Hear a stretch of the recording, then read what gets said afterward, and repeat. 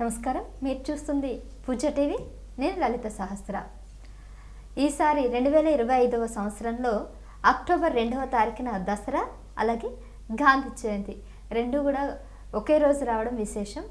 అయితే ఎప్పటిలా కాకుండా ఈసారి మరో విశేషం ఉంది. ఏంటో తెలుసా? నవరాత్రులు కాకుండా ఈసారి 11 రోజుల తర్వాత దసరా అనేది మనం జరుపుకుంటున్నాం. మరి ఇంత తేడా ఎందుకు ఈ సంవత్సరం వచ్చింది? ఇంత తేడా రావడం వల్ల ఏమైనా అనర్థాలు జరుగుతాయా, లేదంటే ఏమైనా శుభ పరిమాణాలు ఉన్నాయా? ఈ శుభ పరిణామాలు ఏంటి ఒకవేళ ఉంటే? ఈ అంశాలన్నీ కూడా ఈరోజు ప్రస్తావిద్దాం. దాంతోపాటు 2025లో దసరా ప్రత్యేకతల గురించి కూడా మనం మాట్లాడదాం. ఈ విషయాలు తెలియజేయడానికి ప్రస్తుతం మనతో పాటు ఉన్నారు సాధువు శివరుద్రస్వామి గారు. ఆయన అడిగి ఈ విషయాలు మాట్లాడదాం. నమస్తే గురుగారు. నమస్కారం అమ్మా. చెప్తాను గురుగారు. అయితే ఈసారి దసరా అనేది చాలా అంటే గతంతో పోలిస్తే ఈసారి మాత్రం చాలా వ్యత్యాసం ఉందని చెప్పొచ్చు. గతంలో కూడా మనం డిస్కస్ చేసాం. 1వ తారీఖు రావాల్సిన దసరా 2వ తారీఖు ఎందుకు వచ్చింది, అసలు 1వ తారీఖు అని ఇంకొంతమంది అంటున్నారు, ఇప్పుడేమో 2వ తారీఖు చేసుకోవాలని కన్ఫర్మ్ చేశారు. పైపెచ్చు దసరా గాంధీ జయంతి రెండు కూడా ఒకటేసారి రావడం విశేషం కాబట్టి, సో గాంధీని చంపిన రోజు గాంధీని చంపింది గాడ్సే, రావణాసుని చంపింది రాముడు అన్నట్టుగా కొన్ని మీమ్స్ కూడా వచ్చాయి. సో ఇది ఏదో కాంబినేషన్, రేర్ కాంబినేషన్, దీనికి ఏమైనా అనర్థాలు జరుగుతాయి అన్నట్టు కూడా మాట్లాడుతున్నారు. నిజమేనా? లేదమ్మా, యాక్చువల్ ఏంటంటే గాంధీ గారు రాజకీయంగా అని లేకపోతే స్వతంత్రంగా అని అనుకుంటే 72 సంవత్సరాల నుంచి వచ్చిన వ్యవస్థ. అంటే ఒక మహనీయుడు చేసిన చరిత్ర. కానీ మహనీయులు పుట్టక ముందుకు, అంటే కొంతమంది గొప్ప గొప్ప వ్యక్తులు పుట్టక ముందుకు ఉన్న చరిత్ర దసరాలో కొన్ని విశేష వివరణలు డెప్త్గా వెళ్తాయమ్మా. ఇది ఒక పండగలాగా మనందరం కలిసి ఎందరో ఎందరో ఎందరో ఎందరో పుణ్యక్షేత్రాలకు పోయి వస్తారు.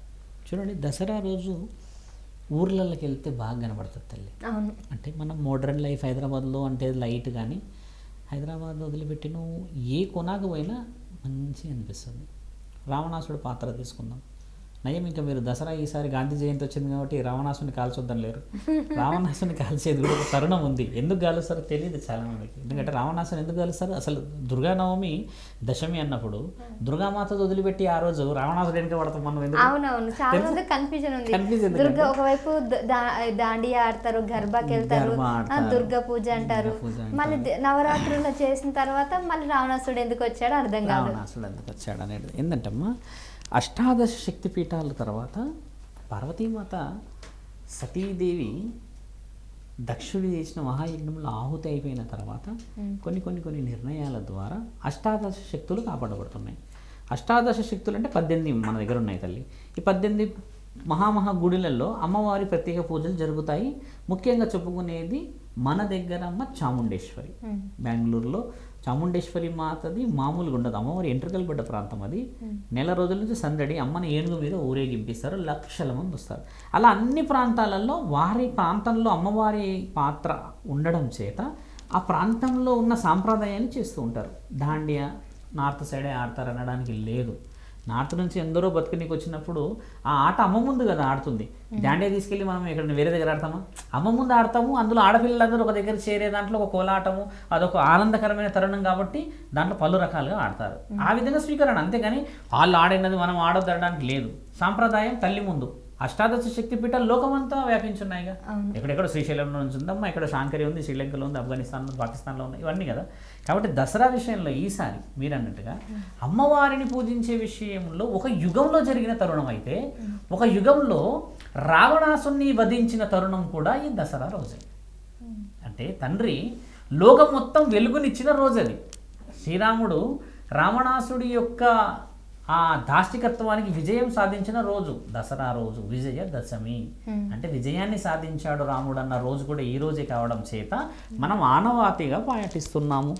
బాగా గమనించాల్సిన ప్రశ్న మీరు అడిగినట్టుగా అమ్మ, దసరా ఎందుకు అధికంగా వచ్చింది ఈసారి అంటే, ఇది అధిక మాసం. అధికంగా 9 నవరాత్రులలో ఒక రోజు కలిసి రావడం 10 రోజులకి, తర్వాత 11 రోజు మీరు అన్నట్టుగా అమ్మ అష్టమి, నవమి, దశమి 2వ తారీఖు వచ్చింది. ఇందులో గుడి గోపురాల గురించి ప్రస్తావన ఉంది. ఇక్కడ గాంధీ జయంతి అనే విషయం కూడా చేసుకుంటూ అమ్మని ఎప్పుడు పూజిస్తారమ్మా? దసరా. మీరు బాగా గమనించండి, ఈవినింగ్ 5 గంటలకే మన గ్రామ దేవతల దగ్గరికి పోతారు. పోయిన తర్వాత అక్కడ శమీ వృక్షం నుంచి తెచ్చిన కొన్ని పత్రాలు అంటే ఆకులను తీసుకొని ఒకరినొకరు ఆలింగనం చేసుకుంటాం. అసలు ఎందుకు ఆకునే తీసుకుంటాం? మన దగ్గర బంగారం అంటాం తెలంగాణలో, బంగారం తీసుకుంటాం. ఆ జమ్మి చెట్టుది బావ కాలు మొక్కరా అక్క కాలు మొక్క అని కొంతమంది దూరం నుంచి వచ్చిపోతారు. దాని అంతరార్థం తెలుసుకోవాల్సిన విషయం ఏంటంటే అమ్మా, ఒకప్పుడు పాండవులు వాళ్ళు కూడా అరణ్యవాసం చేసే సమయంలో మహాముఖంటి పాండవులు అంటే వాళ్ళు కారణ జన్మలుగా తల్లి మహాభారత యుద్ధాన్ని గెలిచిన వీరులు. అలా ఆ ఒక చెట్టు కింద పడుకున్నప్పుడు మన తండ్రి పరమాత్ముడు వచ్చి వాళ్ళందరినీ చూస్తాడంట. రాజ్యాన్ని కోల్పోయి, ఆ రాజస్థాన్ని కోల్పోయి, అన్నీ కోల్పోయి ఇలా కూర్చొని ఉన్న ఈ రాజులందరినీ చూసి తండ్రి ఏం చేస్తాడంటే, వీళ్ళు ఎప్పటికైనా ఆదర్శంగా ఉండాలి. పాండవులు చాలా ఆదర్శం, మనందరికీ మీరు గమనించండి. అలా ఉన్నప్పుడు ఏం చేస్తారంటే, వీళ్ళు ఆయుధాలన్నీ ఒక చెట్టు కింద దాచుకుంటారుగా. అంటే ఒక చెట్టు కింద దాచుకొని మరి సామాన్యమైన బతకాలన్న పోయినప్పుడు ఆ ఆయుధాలని కాపాడగలిగిన ఒక చెట్టుకి అంత శక్తి ఉండడం చేత ఆ శక్తి ఊరంతా ఒక సుభిక్షతని ఇవ్వాలన్న ఉద్దేశంగా ఆ శమీ వృక్షాన్ని మనకి పూర్వీకులు ఇచ్చిన మహాబలం. ఇప్పుడు నీకు ఇచ్చాను అనుకో అమ్మ, ఆశీర్వాద బలం వచ్చేస్తుందా?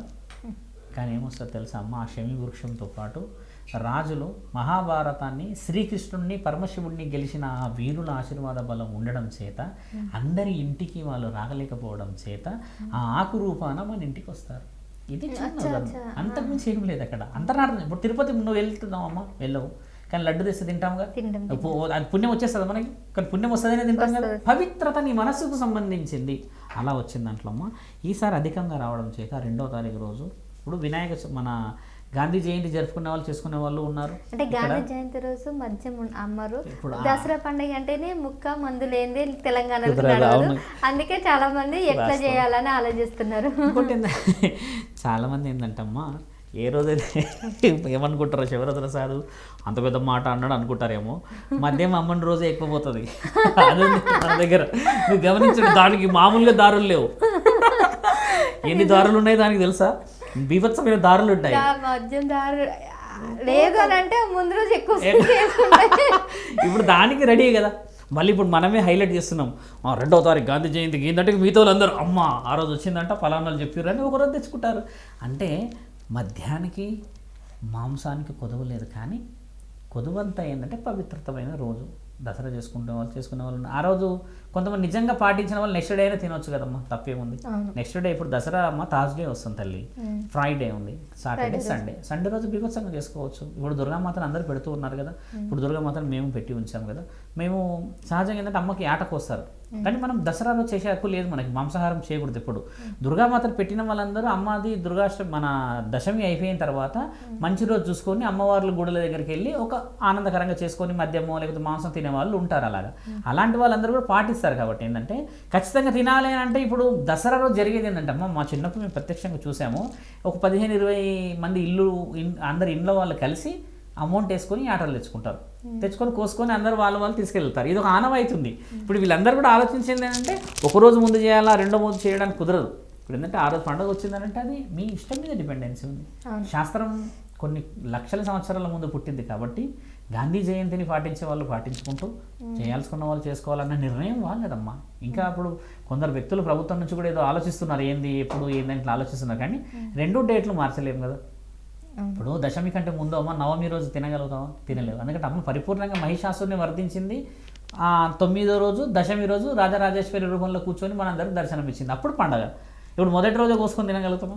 అది చేయలేం. ఎందుకంటే అందరు దీక్షల్లో ఉంటారు, నియమాల్లో ఉంటారు, నిబంధనల్లో ఉంటారు. కాబట్టి అమ్మ శాస్త్ర ప్రకారంగా ధర్మసాక్ష్యాన్ని గెలిపించే విధంగా ప్రజలందరూ వెళ్ళి దసరా ఉత్సవాలు బలంగా చేసుకోవాలి. తర్వాత వచ్చే పండుగలన్నీ కూడా కాపాడుకునే విధంగానే ఉన్నాయి. ఒక్కసారి వన్స్ ఇన్ ఏ వైల్, ఇది చరిత్రలో ఒక రోజు వచ్చింది, 70 ఏళ్ళలో రాలేదు కదా. కాబట్టి ఏంటంటే మీరు అన్నట్టుగా మద్యానికి లేకపోతే మాంసానికి ఎవరు అలా ఏమీ ఉండదు, వారి ప్రయత్నాల్లో వాళ్ళు ఉంటారు, పండుగని బలంగా చేసుకుంటారు.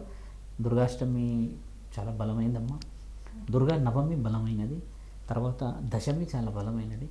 ఈ 3 రోజులు దుర్గామాలలు వేసుకున్న ఆడబిడ్డలు కానీ యువకులందరూ చెప్పేది ఏంటంటే అమ్మ, పొలిమేరలు దాటకూడదు. ఎందుకంటే పొలిమేరలు కొన్ని ప్రమాదకరంగా ఉండే అవకాశాలు ఉంటాయి. దుర్గానవమి, అష్టమి, ఇవన్నీ. ఈ అష్టమి కూడా దుర్గాష్టమి చాలా పవర్ఫుల్ అమ్మ. కొందరు చెడుగా ఆలోచనలు చేస్తారు, కానీ నేనేంటంటే ఈ చిన్న వాళ్ళే వేస్తారు మాలలు. చిన్న చిన్న యువకులు కాబట్టి వాళ్ళందరికీ కూడా చెప్పేది ఏంటంటే ఆ 3 రోజులు ఇంటి పట్టాన ఆ దుర్గామాత పెట్టుకున్న ప్రాంతంలో ఉంచి కోలాహలంగా ఉంటూ గౌరవార్థాన్ని పొంది నిజమైన విజయదశమి చేసుకొని గౌరవాన్ని సంపాదించాలని చెప్తున్నాం తల్లి. అందరికీ, మీకు ప్రేక్షకులందరికీ కూడా నిజమైన విజయదశమి శుభాకాంక్షలు చెబుతూ ఒక సాధువునైన నేను సుభిక్షతని నిజమైన సౌభాగ్యవతులందరికీ ఎప్పటికీ ఆ పరమశివుడి బలం ఉండాలని కోరుతూ ప్రేక్షకులందరికీ దసరా శుభాకాంక్షలమ్మ. ధన్యవాదాలు గురుగారు.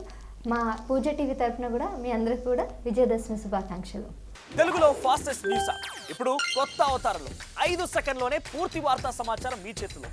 సోషల్ మీడియా ట్రెండ్స్ మీ కళ్ళ ముందుకే live TV and voice search ఆప్షన్స్తో ఇప్పుడే డౌన్లోడ్ చేయండి. యాప్ లింక్ డిస్క్రిప్షన్లో ఉంది.